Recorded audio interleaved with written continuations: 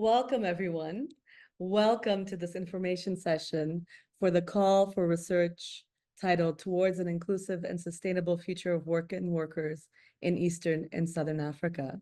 This is an initiative of the FutureWorks Collective for Eastern and Southern Africa.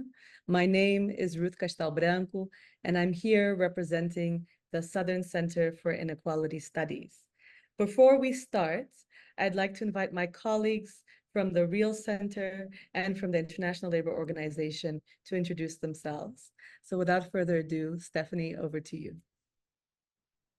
Hi, everyone. My name is Stephanie Alles, and I'm from the Center for Researching Education and Labor, which is a research center based at the University of the Witwatersrand, where we focus on all aspects of educational preparation for work. Thanks, Stephanie. And Taka Kizu. I think you're on mute. Sorry about that. Thank you, Ruth, for your kind introduction. My name is Taka from the ILO, and it's our great pleasure to be here in this information session. And the ILO Office for East and Southern Africa Regional Office is supporting this Future Work initiative, not only because we think that it's important to conduct research on this topic, but more importantly, interesting, we think it's important to create a network of research institutions and to support better policies and also skills formation initiatives towards just transition. And this initiative really resonates with our mandates and missions. So we are happy to support, and we look forward to receive many research proposals and also working closely with the leading researchers and also with university, ICIS, Real Center, and the IDRC. So thank you so much. Thank you so much, Taka. So what we will do in this session is that we'll start with a presentation of about half an hour that will take you through the call for research. And then you will have an opportunity to raise any questions or any clarifications. Please do use the Q&A section of the Zoom to list your questions. You're also welcome to raise your hand and ask them verbally if you would like. So without further ado, we're going to turn over to the presentation, which will give you an overview of the call, some of the context for it, and some of the pieces that we think are critical. This Zoom is being recorded and will be posted on YouTube for others who are not able to attend today. And so that's something just that all in the audience should be aware of. We'll take you through a sort of introduction, the background, the research themes, some of the methodological considerations, issues around eligibility, expectations and responsibilities, and then the proposal guidelines and structure, as well as the process for application, submission, and the review process, and finally contracting, so that you can have a sense of what to expect if your application is successful. So, but just by way of background, the FutureWorks Collective is a global research network which is focused on building a more inclusive and sustainable world of work. There are 5 hubs across the globe, and we are one of the hubs for Eastern and Southern Africa. So our objective within this hub is to develop a network of leading research institutions to support labor policies and skills interventions towards a just transition. In other words, we're particularly interested in this relationship between work and skills in the context of just transition, digitalization, and other sort of macro structural forces that we'll get into in just a second.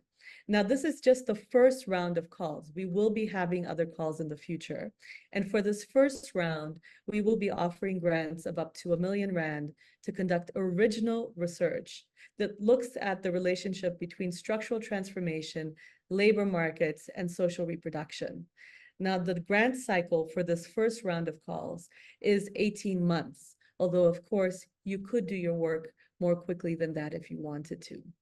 Following the publication of this first round of research, there will be a second round of calls, which will focus on skills formation systems. And I should say that in addition, we will be offering smaller grants for more specific pieces of research on a rolling basis.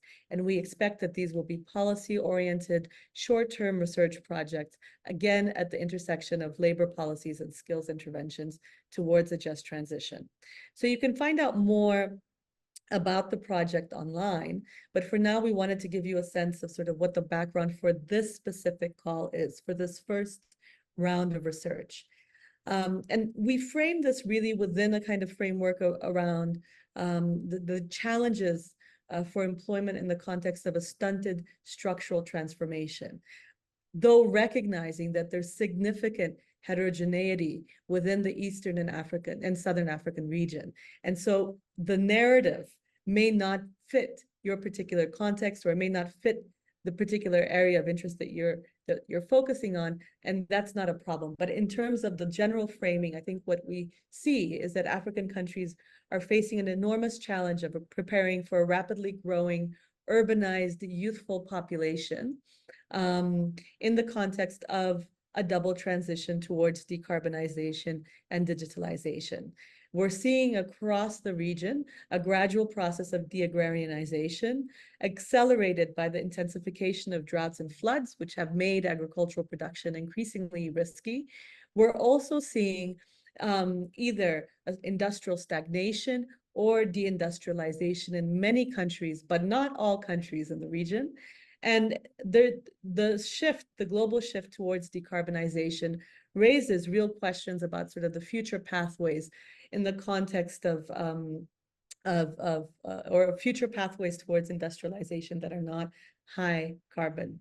And finally, although we've seen an increase in the services sector, a lot of the work in the services sector is highly informalized, places downward pressure on working conditions, is driven in many contexts by importing of goods from abroad, which also undermines domestic production and balance of payments and so on. So there's a conundrum that many countries in the region are facing in terms of sort of pathways towards economic development and what the implications are for labor markets and conditions of work. African governments hope that by strengthening education and training systems, that this will help to address the problem of unemployment, labor insecurity, and inequality.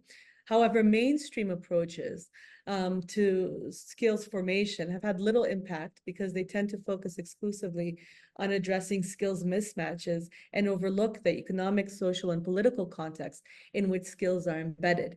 So this first round of research is really interested in trying to unpack what is the economic, social, and political context in which skills are embedded in Eastern and Southern Africa. And we've done this by looking at particular research themes. And so in this call, we welcome proposals that address the following questions. How is the global transition to a decarbonized and or digitalized economy likely to shape pathways for structural transformation and the structure of labor markets in the region? How is the organization of production in emerging sectors and occupations likely to influence business models, labor process, conditions of work, and the balance of power between capital and labor? And how are the changing conditions of work likely to impact the terms of social reproduction, social relations, gender inequality? And finally, can state policy contribute to a socially inclusive and or how can state policy contribute to a socially inclusive and ecologically sustainable world of work? Now, these are four questions that I think we see as interconnected. And you may decide that you want to focus more on one or another, and we'll have a discussion about this also in the Q&A, but you are expected in your proposal to try to address these as a whole, to try to tie together an analysis of the macro structural processes taking place, what the implications of those are for the world of work and for social reproduction, moving beyond simply the workplace, thinking about the reproduction of society and the implications for social relations. And we also want to make sure that the research from these calls contributes to policy debates, whether that's in terms of influencing policymakers in power or influencing social forces that have the power to be able to influence policymakers. we're also interested in relation to these themes and thinking about understanding how various vectors of power, race, gender, age, nationality, citizenship, shape experiences and distributional outcomes. And in particular, we have a focus on gender, but we recognize that in really any context, but specifically in our context, having an intersectional approach is necessary. And so with that, I'm going to turn it over to my colleague Stephanie to take us through the methodological considerations. Thanks, Stephanie. Thanks, Ruth. Yeah, just very briefly, we are looking for original research. It can be on one country or a number of countries. Where there's a number of countries, obviously we're looking for some kind of comparison, but there could also be a comparison within countries of, for example, different sectors. We are looking for interdisciplinary proposals, and we are looking for research that covers some quantitative and qualitative aspects. This doesn't mean necessarily doing new quantitative work, because obviously the budget isn't that large for example, major surveys, but that it could include statistical analysis of existing data, analysis of archival materials, and obviously it could include original quantitative research. We are looking for, as I said, comparative studies, and we are looking for particularly a focus on women and women's work and implications of various shifts for women. And obviously in the proposal, we would like applicants to explain why they chose the case studies that they did and why they chose the research methods that they are hoping to use. Can we move to the next slide, please? Now, as was said, and I think Taka emphasized this in his introduction, what we are really looking for in what this project is aiming to do is not just to produce a few pieces of research, but to build research capacity and build a network of researchers who are interested in these kinds of questions, who can share ideas and share expertise. But also we want to make sure that the different pieces of research are somehow able to add up to something bigger than what each one is on its own. And so for both of these reasons, we are looking, the project looks to build very active engagement across the selected research teams.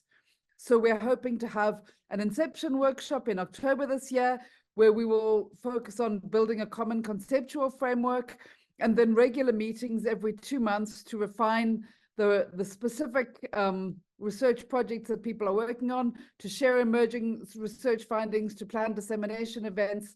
We also are going to plan a range of online seminars for dissemination, and we would hope that, and we would request that researchers from the various research teams that are involved would participate in all of those.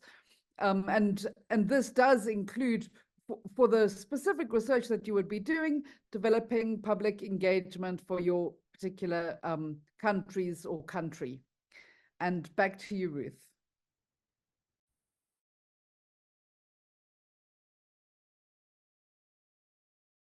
Thanks, Stephanie. Taka, would you like to take us up on the eligibility criteria in the following? Yes. My understanding was my part was to start from the next. Stephanie, would yes. do you want to speak to the eligibility criteria? Would you like me to chime in here? I can. Okay. We are looking for researchers based at or affiliated with research institutions in East or Southern Africa. So this could be a university, it could be a research specific institution, it could be a non-governmental organization. We're not looking for proposals from multilateral organizations, government departments, consultancy companies, and for-profit organizations as lead institutions in the research. They could play a role, a smaller role in the research if there is a leader who is based at a research institute. We are looking to build capacity and build networks amongst research institutions. The lead researcher in the team must have a demonstrated track record of producing high quality research with a policy impact in the relevant field and a focus on labor markets. And the research, we're looking for a focus in the research on gender, but we also want the research teams to integrate principles of gender equity and inclusion into how the teams are structured, as well as the research design and process.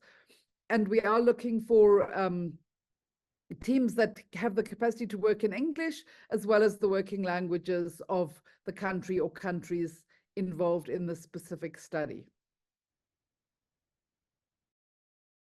Thanks, Stephanie. Taka, over to you. Thank you so much.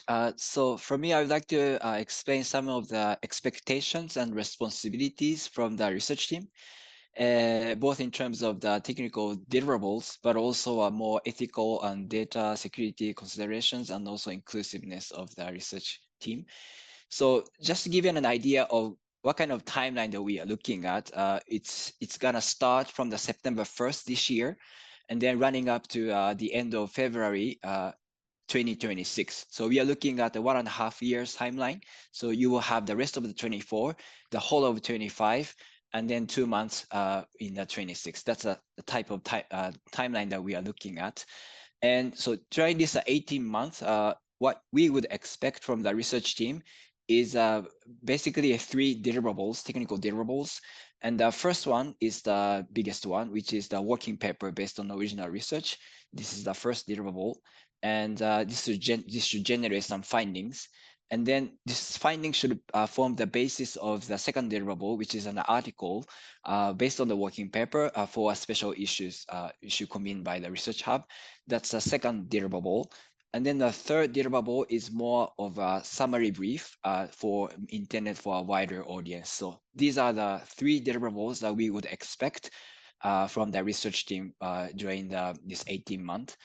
And then, of course, like Stephanie emphasized, you are also expected to engage in seminars and also public engagement, because this is a policy-oriented research. So we would expect you to present your findings in online seminars, and also we would expect to develop a public engagement strategy to influence policy dialogue. So apart from these 3 deliverables, we would also expect you to engage in these seminars and engagement.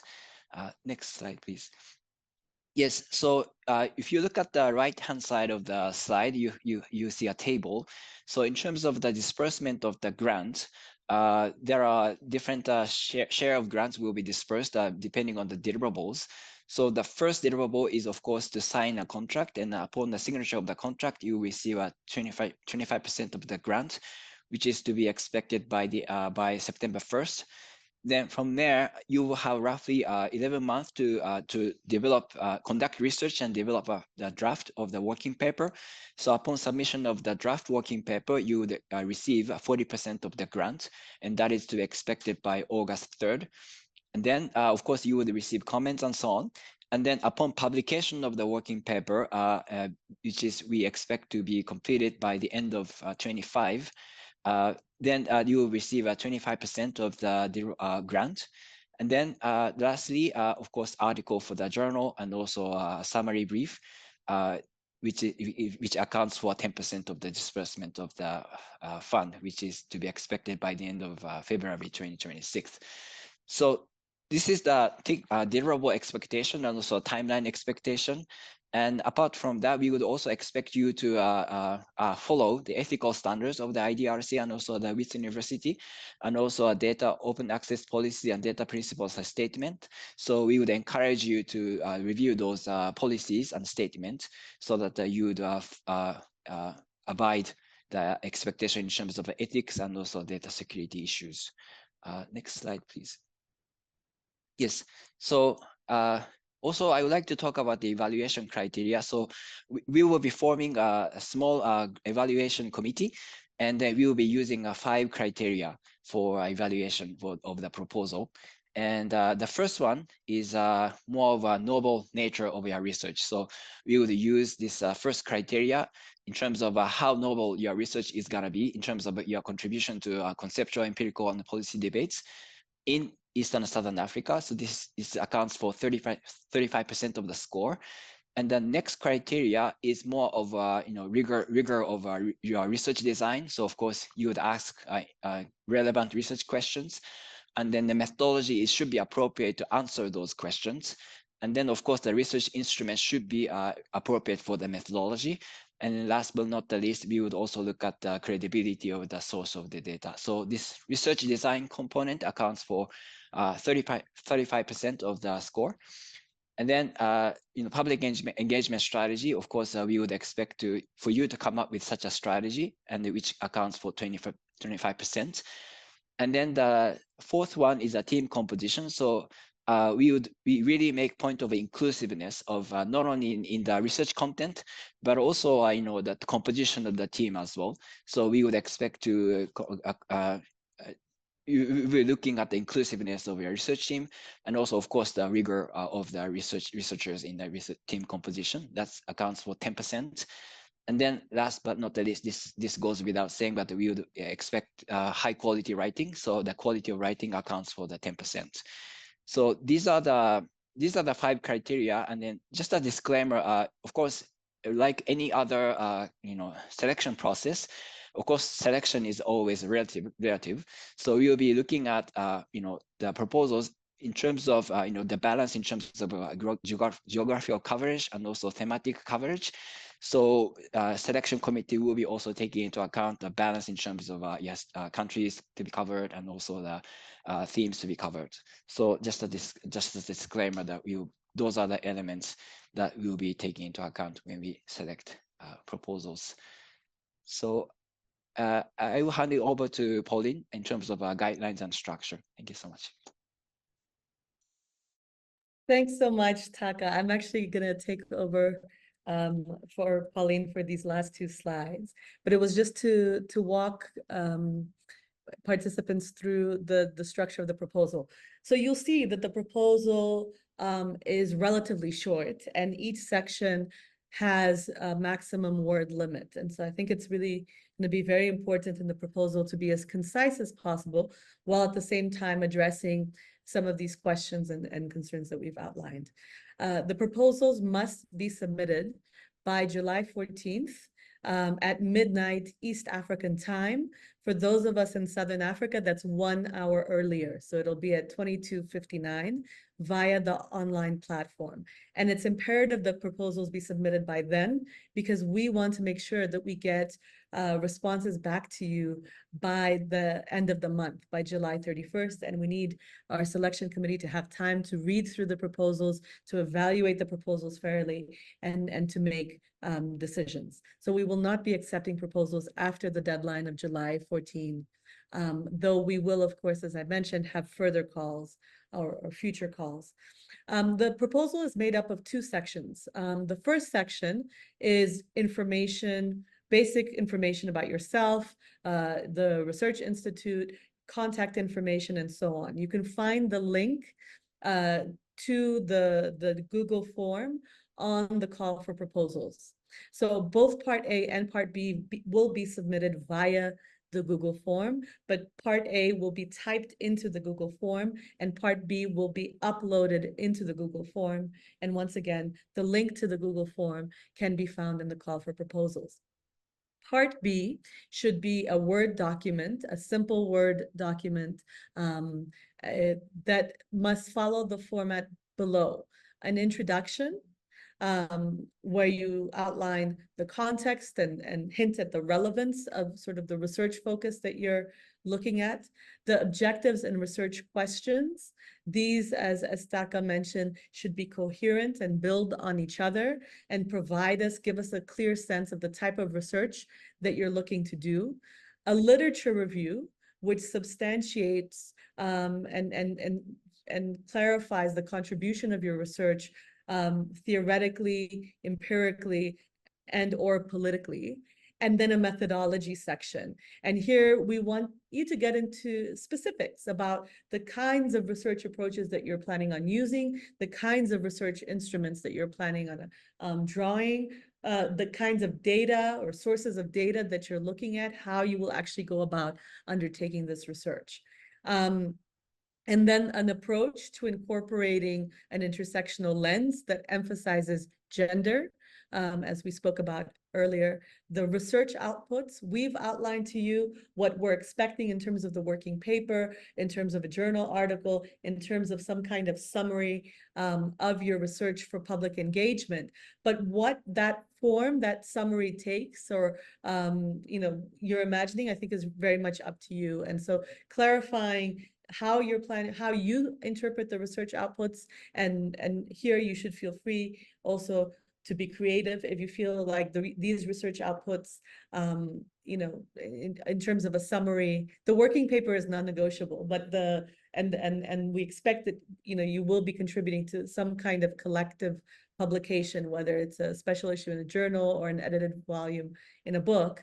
But in terms of the third output, if you feel like there's something more creative that you would like to do, in the past, we've had researchers who said, actually, we'd like to do a film or we'd like to do something else, feel free to put that there. And then public engagement strategy. So who do you plan to bring in to your research, or to consult, and engage with throughout the process of the research, and in the research dissemination. And then a work plan. This doesn't have to be an extensive, detailed work plan, but a work plan of no more than 1 page that gives us a sense of sort of how much time you're going to be spending in each one of these aspects. And then an itemized budget. In terms of the budget, we would like to have some specificity to get some sense from you on how much of the budget will go towards remuneration and of whom, on what basis, and on your research team. We'd like to have a sense of other kinds of research costs that budget will be going to, whether that's travel, equipment, and so on. But it doesn't have to be, it doesn't have to take any particular format. It really depends. We need enough specificity to understand how the research will be undertaken. And then you have to upload, in addition to the proposal, you have to upload a compiled document with all of the CVs of the members of the research team, and a stage 1 data management plan, as well as proof of legal status of the lead research institution. And as we mentioned, the lead research institution must be based in Eastern or Southern Africa. And so the proposals, as I mentioned, need to be submitted by July 14 via the online platform, and complete applications will be evaluated by a committee of reviewers from the Southern Center for Inequality Studies, the Real Center, and the International Labor Organization. And we hope to notify applicants by July 31st. Successful applicants will then sign a contractual agreement with the University of the Witwatersrand through WIT's enterprise, which is able to make international transfers smoothly. And then institutions will be required to provide the following information. So a new supplier form, which is just a standard form, the institution's bank confirmation letter. And then for South African institutions, you'll be required to submit a SARS tax certificate and a BBB certificate. Once this documentation is provided in full to us, it will take approximately 10 working days to issue the contract. And the anticipated start date is September 1st, 2024. And we expect to have our first inception workshop sometime in October, though the dates will for your attention, and we will now be moving into the Q&A. I should say that there may be questions that you raise that we're not able to answer here on the call, but we will be producing a Q&A document, which we will then, or frequently asked questions document, which we will then share and circulate. So we will now turn over to Q&A. I will facilitate. Please raise your hand if you would like to speak, and we'll take the first questions in the Q&A. Please don't put them in the chat because we also have a lot of people who just introduce them in the chat and themselves in the chat. I think it's really great. We seem to have research institutions here from Zimbabwe, from South Africa, from Ethiopia, from Mozambique, from Malawi, from Tanzania, and NGOs from Kenya. So it's a really great group of organizations across the region. So feel free to raise your hand if you have any questions or to put them in the Q&A. But just to take one question from the chat, the link for the application can be found in the call for proposals, which has been posted to the SCIS website. We had some problems with the links earlier this week, but those have been resolved. If you have any other questions that you would like to ask after this call, you can send them to the email address that's also listed on the call for proposals. So the first question, and we get this question is from Prof. Katundu, is how many proposals are we expecting to fund? Do we encourage collaborations from the global north to the global south? I think the answer to this is that the objective of this call is to support research by scholars in Eastern and Southern Africa that are in institutions in Eastern and Southern Africa. But we also recognize that, of course, scholars in Eastern and Southern Africa may have partnerships already with researchers based in global north institutions. So while we don't encourage collaborations with global north institutions, we do allow for those as long as the research is led by researchers in Eastern and Southern Africa at institutions in Eastern and Southern Africa. I hope that answers your question, but feel free to raise your hand if you would like further clarification. We have a second question by Professor Walter Chambati. Can we share some examples of emerging industries and occupations? And I think that this is a very good question. How is it that we're thinking about these topics? And I think it really depends on what your analysis is. So for instance, if you're looking at the dynamics of agrarian change in Zimbabwe, you could think about, what role is digitalization, for instance, playing in the organization of agricultural production. And you could try to compare a couple of industries that are engaging with this in different ways. That would be one way of looking at the issue. If you're thinking about sort of what are emerging areas of, in the green energy space, you could look at solar, and you could compare solar, the rise of sort of a solar industry to the decline of mining. So the idea is not that we predetermine, because I think that how you analyze which aspects you choose to focus on in terms of what you consider to be important changes that will affect labor markets will depend very much on you and the research that you do, and how you try to carve out that piece to look at case studies will also very much, there's a lot of freedom for how you do that. But I think what we're trying to understand in this call are processes of transition and the way that processes of transition affect workers and different types of workers differentially, recognizing that the large majority of work taking place in our region is informal or casualized, and we want to be looking at those dynamics of labor and labor markets. I don't know if my colleagues to these questions, Stephanie Ale or Taka Kizu, if you want to chime in here, examples of emerging industries and occupations. I'm good. I think you've covered it well with Radhika from the people who are attending. Wonderful. If there's any follow-up questions, feel free again to raise your hand. Then we have a question from Shamila Reed. Can you please provide a working email address for further follow-up questions? The email in the brief wasn't working. Also, can the lead research team partner with an organization whose headquarters are not based in Southern Africa, but they have an office in South Africa. So I will ask if my colleague Pauline, if you can just put the email address that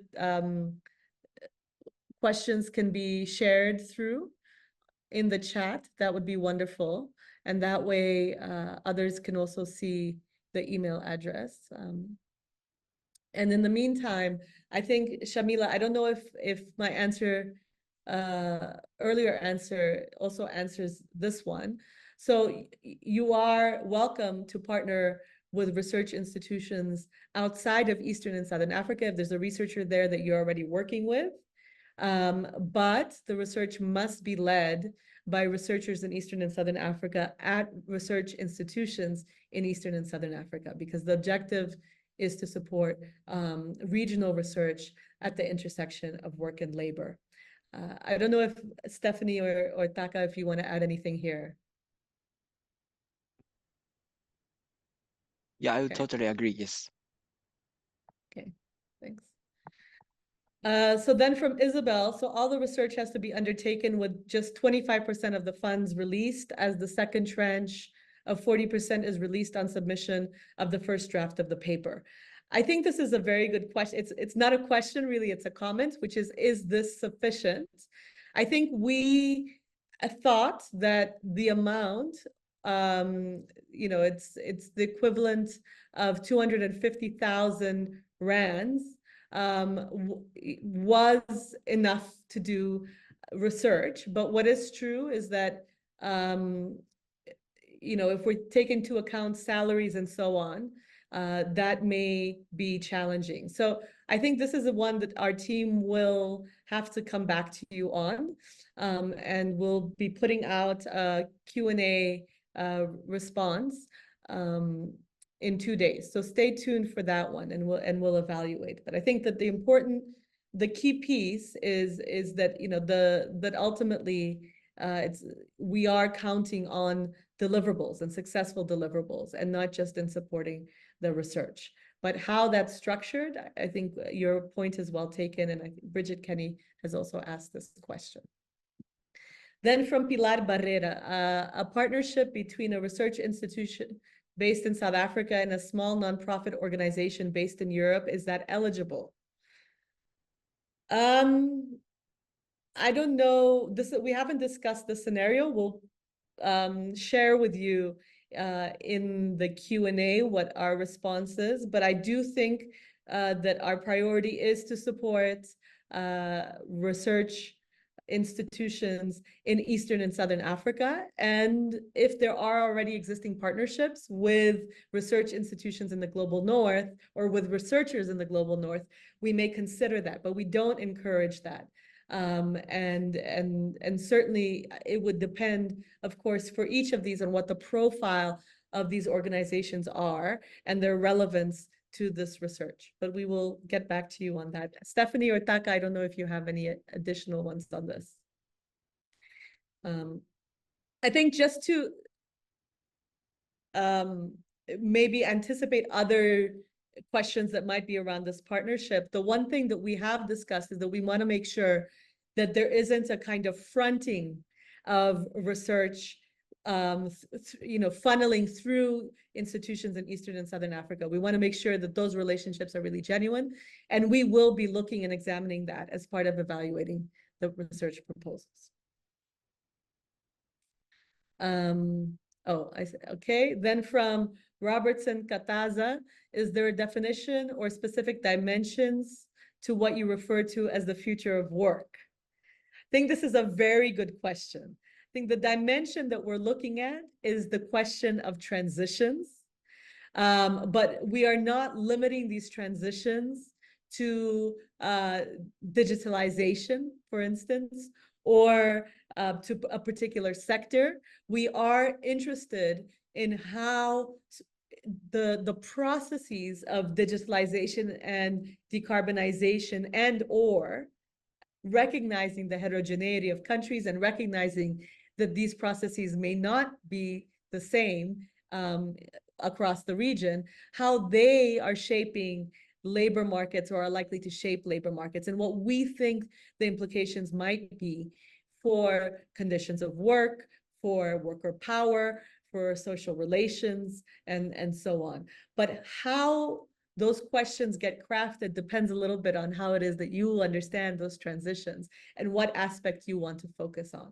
I think what we're interested in is sort of that all the proposals have an analysis of the political economy of work and labor in the region, and that they also have rich case studies from which we can draw some empirical findings that help us try to build some kind of theory about the challenges and the possibilities for structural transformation in Eastern and Southern Africa. And I hope that answers that question. But thank you, it's a very good question. Can you please elaborate more on the vision of gender and inclusion? How are researchers made aware of and deal with biases? So I think that here what we're interested in is, one, that the research questions and the research analysis have a very clear gender lens that allow us to draw some real conclusions about the gendered nature of work and social reproduction in the context of these transitions. I think we're also interested in making sure that the research teams themselves are gender balanced. And of course, there is, a concern about how the actual research process evolves, making sure that the research meets ethical standards, that it meets standards of integrity, and that it is done with a sort of perspective of social justice. And so I think we will speak more to what that involves during the inception workshop. But I think for the purposes of the proposal, what we're interested in is, does the research design have an explicit gender lens? How does it engage with other vectors of power that might be relevant and important in terms of either the research, the sort of the experiences or the distributional outcomes of transition, and what is the composition of the research teams. But I'm going to turn it over to Stephanie or Taka in case they have any. Okay. Yeah, I think so. I mean, these things are, I mean, I think the way I see at least it's a co-creation. So I think we are not here to impose any criteria or anything. So your proposal is actually it's an inspiring input for this kind of qualitative discussion. So yes. Okay. I think from Shane Godfrey also, the balance of funding tranches should be revised. So we will do that, and we will get back to you within the next couple of days. And the final information will be posted in the frequently asked questions. So thank you for that. Should one research proposal be able to address all the questions outlined, or is it okay to address only one or a few of the questions? I think that this is an important question. So it does not have to address all the questions outlined in the form that those questions are asked. But what we want to make sure is that one of your questions is looking at the broader macro structural issues and has some kind of analysis of transition that is able to reflect on the dynamics of labor market or of accumulation, what the implications are for the organization of production and labor markets. Because our sense is that we can't really understand the drivers of transition unless we have some kind of theory about what is driving that transition, right? So how you do that, what the specific question you focus on, how you carve that out is up to you. But we want you to be able to have some kind of broader analysis of the political economy of work and labor in the case that you're looking at. I think the second piece is that we also want to make sure that that analysis is connected to thinking around specific sectors and the realities and the lived experiences of workers and the nature of worker power, right? What the implications are for worker power, because that will help to shape then how it is that we think about policy and the areas of intervention. So do your questions have to answer all of them as they are listed? No, you're welcome to revise them, but they should have an analysis that thinks about the macro, that thinks about particular sectors, and that then thinks about the dynamics of power and the implications for policy. Ultimately, the outcome of this research should be influencing policymaking processes as well. Again, whether that's engaging directly with policymakers or engaging with social groups, social forces, trade unions, business groups, et cetera, that are engaging with policymakers. Taka or Stephanie, do you want to add to this? No, okay. Yeah, I would agree. I mean, the fourth question is about the how state policy contributes. So, I mean, naturally, if you review the call for proposal, I think you would like to answer those questions. It really it's up to the proposals, but of course, I think how comprehensively you answer those questions is also, I mean, it's attractive, right? If you address the uh, questions in a comprehensive way, meaningful way, I think that's kind of also up to your creativity to how answer those questions. So once again, there's no specific rules that you have to choose one or two, or yeah, it's a comprehensively answer those questions in my view. Yes. Yeah, and I mean, maybe just to say that it's a complex set of issues. And so we tried to refine it into a specific set of questions, but we are, looking to engage with researchers in the region. And so we're open to people making concrete, making proposals to say, well, we would tackle this slightly differently, emphasize more on this, or conceptualize these two in a related way, or it's not supposed to be a rigid list of kind of consultancy questions to be answered. Yeah. Thanks, Stephanie, for adding that. Absolutely. So from Carlos Muyanga, on the proposal evaluation process, the total makes 110%. There must be a mistake indeed. We will recalculate and again clarify in the frequently asked questions. Thank you, Carlos. And then from Bridget Kenny, so again, one was related to the research tranches. And so we will revise that, or we will look at that and then get back to you. And the second is around specific to WITS, do the funds get distributed to a WITS-based research account and thus assessed Corey? We haven't spoken about that. Stephanie, I don't know if in your experience, if you have an answer to that, or whether that's something that we also need to get back to you on. Yeah, I don't know. I mean, the WITS specific funding requirements do depend from funder to funder. And researchers can always make a bid for Corey exemption, but we haven't looked at that specifically in relation to this proposal. Thanks, Stephanie. So we'll have a look at that. And maybe that this also depends as much on the researchers making that request as it does on us, but we will get back to you on that. Then from Dorika Singini, can the funds also be used for pilot interventions? Dorika, maybe you can put your hand up, or if you want to come in and explain what you mean by pilot interventions. Are you speaking about action research? What specifically do you have in mind?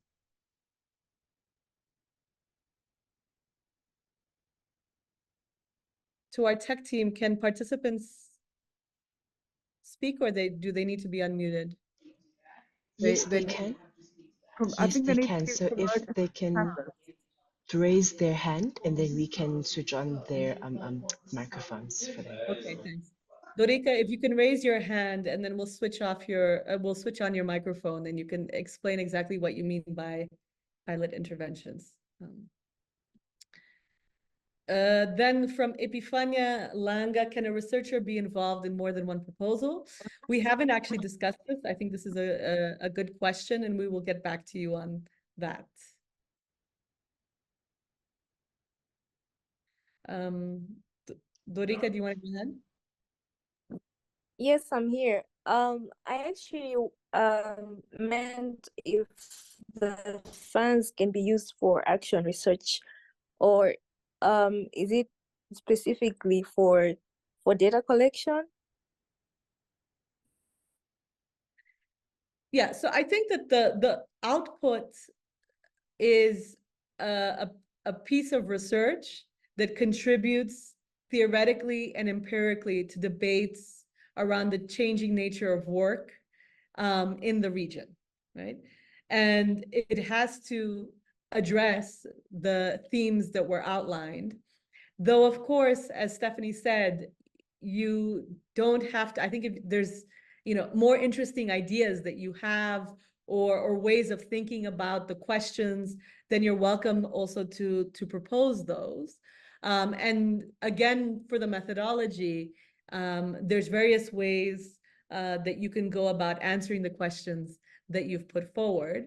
And so action research could potentially be a methodology that you used. But at the end of the day, what we're evaluating your proposal on is, do we think that it's going to contribute theoretically, empirically, and or politically, to the debates around the future of work.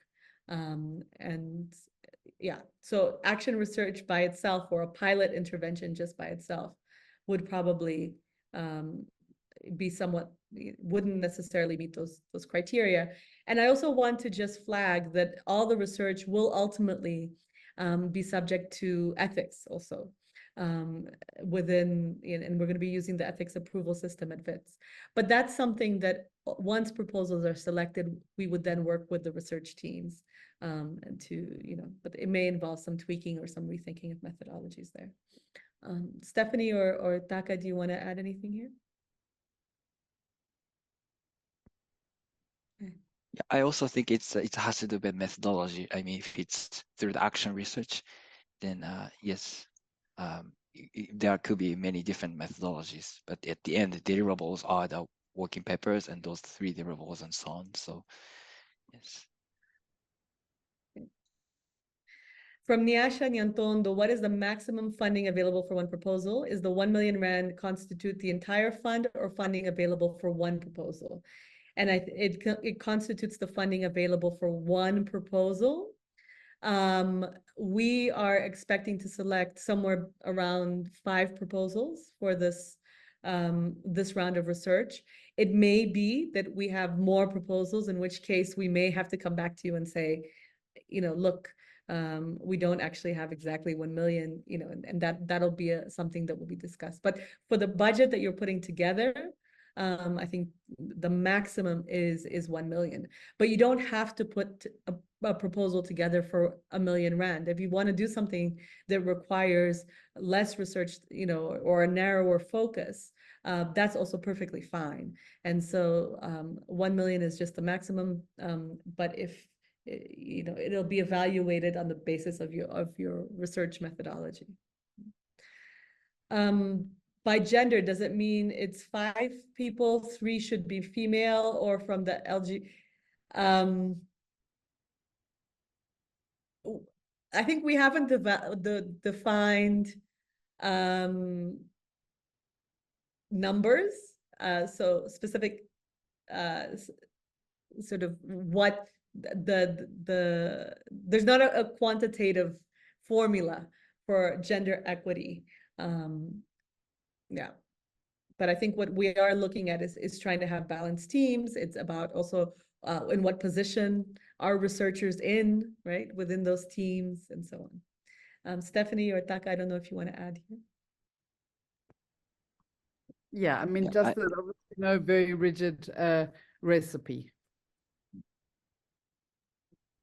Yeah, I would also agree, yes. What's the limit for case studies? Maybe 3 to 4 comparative case studies. So I think we should suggest 2 in the call for proposals. You can do more. I think it really depends on what it is that you're trying to look at. What specifically are your research questions that you've derived from these broad themes? And so the question is really, what purpose is the case study serving for your study? But we want to make sure that the case studies are, provide rich enough information, enough detail, and that they are relevant to the kinds of questions you're asking and the kinds of theoretical debates that you're trying to engage in or that you're trying to inform.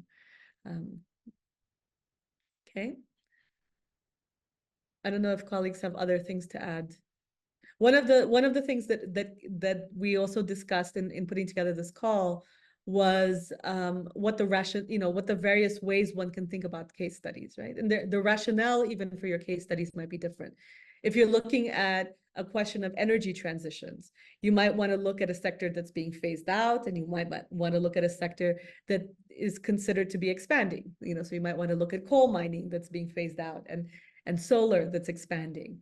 But that might not make sense in terms of the questions you're looking at. Instead, you might be thinking about a particular sector and compare an industry that is highly formalized and an industry that is not. Or you might want to really tease out gender in terms of the way that the research design is, and focus on a feminized sector and a sector that is dominated by men. So the rationale for your case study selection should be clear. But how you carve out those case studies is really up to you.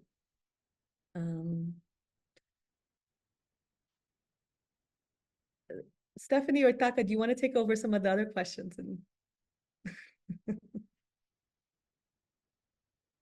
We're with Matlatse Mabeba. On PhDs. Yeah. Yeah. I mean, I think that we're looking for people with a track record of research.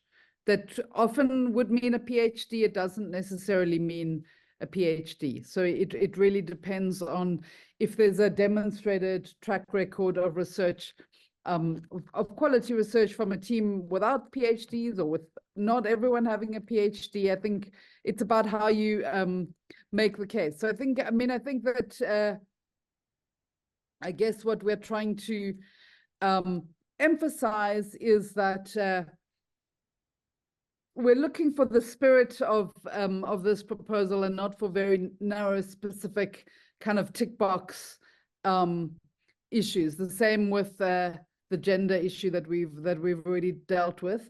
I don't know about the tax issues. I guess that's similar to the WITS cost recovery issue. And what I also don't know about is ethics approvals if people are external to WITS, given that the project is, the grant is held at WITS. I would hope that WITS would not charge people for ethics approvals, because I know that they actually are pretty expensive these days. Ruth, that's something that we're going to need to clarify and post it on the Q&A. Another question on academic qualifications, which I think I've addressed.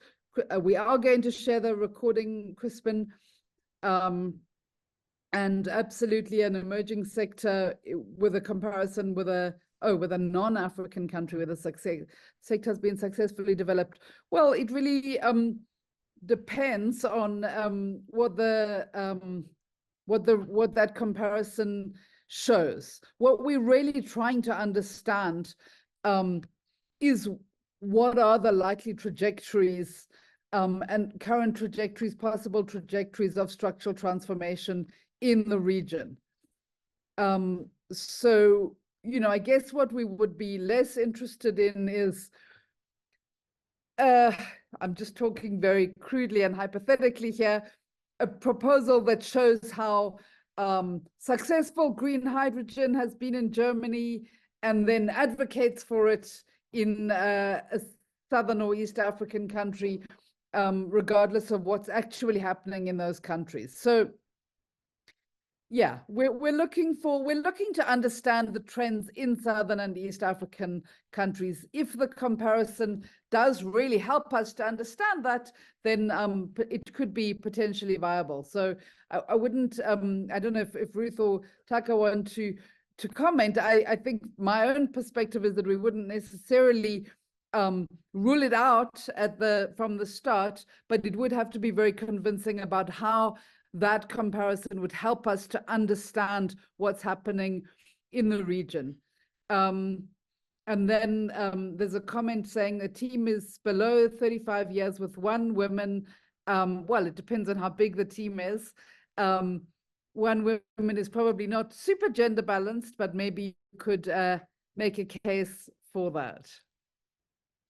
I think that's all the questions that are on at the moment. And obviously, this recording will be shared, but people can also contact us directly after the session for further questions. And there are clearly some issues which need additional refining and thinking through, which we will do based on the feedback that we've received from all of you, and clarify those in the coming days. Thanks so much, Stephanie. I just wanted to add one thing about the comparisons, because it is possible for the purpose of this call to focus on 2 countries in Eastern and Southern Africa. So you could do a comparison within the region if that makes sense for you or for the research collaborations that you already have or that you want to develop. I think the other thing, just to Newman's question, should tax be involved? Should we include provision for tax in the budget? So the budget will, you will, or your institution will receive the funds. And so depending on the sort of where your institution is located, yes, but that's the responsibility of the research team, the research institute. It's not ours. So the budget that we will offer, that we will transfer, is going to include all of the costs, including tax costs. Taka, I don't know if you have anything else to add. Yeah, about this tax, yes, I would agree. This is a grant. So this is up to the research team to use this grant for, including all the costs.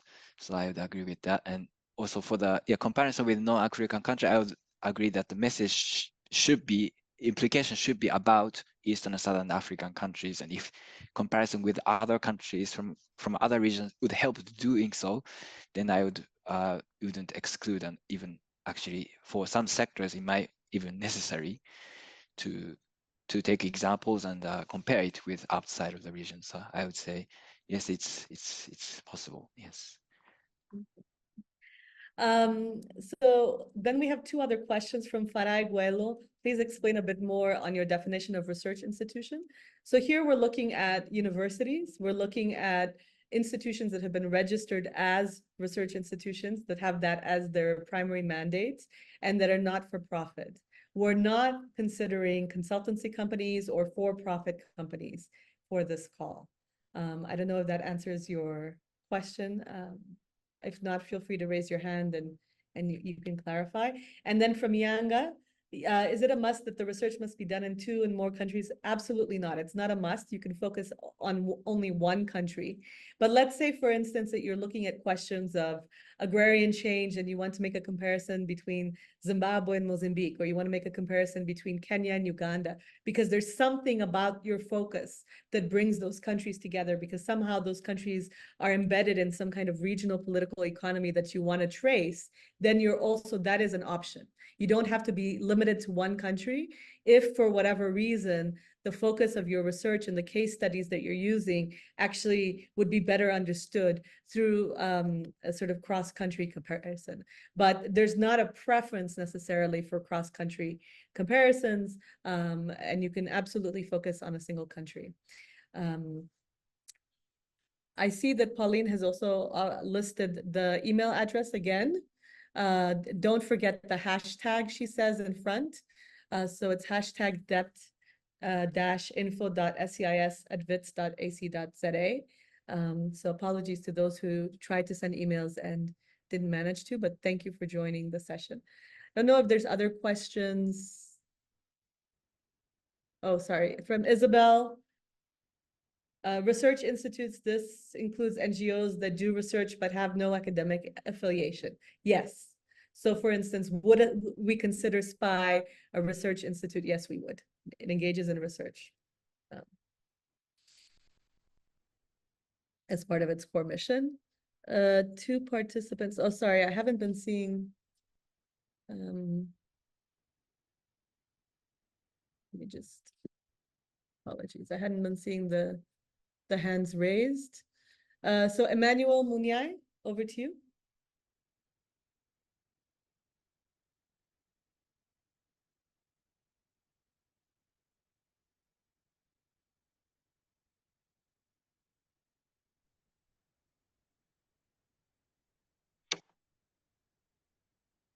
Do you want to go Sorry, I ahead? don't have any question. Sorry, I don't have any question. I'm sorry. Okay. Sorry about that.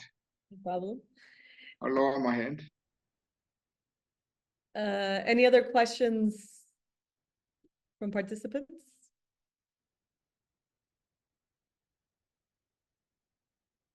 Okay. Well, with that, I don't know if colleagues, Stephanie or Taka, if you have anything to add. All right. Well, then thank you so much for attending the session. You now have the correct email address. So if you have any follow-ups, let us know. We will be issuing a Q&A sheet in a couple of days, so stay tuned for that. And thank you for your comments, and we will get back to you soon. There's a hand up. Okay. A few hands up now. Do we want to take them quickly? I know we're over time now. No, I think we have half an hour. Is it Emmanuel again? It's Emmanuel and there was someone else, but now the name isn't showing on my screen. Oh, maybe folks were just waving goodbye. Okay.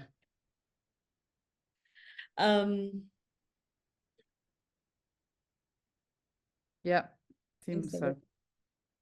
No, there's a hand. Prof. Oh, Prof. Katundu. Thank you very much. Mine is not a question, but just a vote of thanks for a very good information session that we had.